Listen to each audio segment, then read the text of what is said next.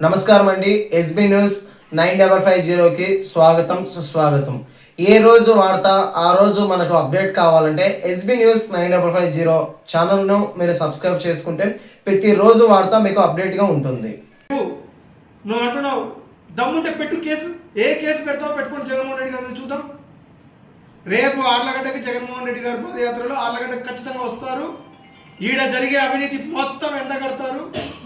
రేపు మీకు తగిన శాస్తి ఖచ్చితంగా జరుగుతుంది రేపు రాబోయే ఎలక్షన్స్లో.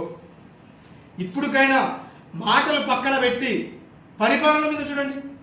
ఇంకా చెప్పాలంటే ఆర్లగడ్డలో ఎంత దారుణం అది. దొడ్డిపాడులో ఒక తెలుగుదేశం నాయకుడు ప్రతి ఒక్కరిని 3 లక్షల రూపాయలు ప్రతి ఒక్క అమాయకుల ప్రజల దగ్గర నుండి వసూలు చేసి ఉద్యోగాలు ఇప్పిస్తామని చెప్పి ఈరోజు వాళ్ళ నోట్లో మట్టి కొట్టారు.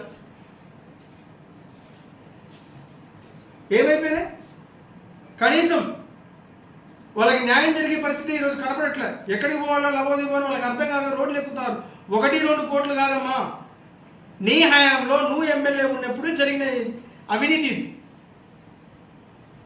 ఏమి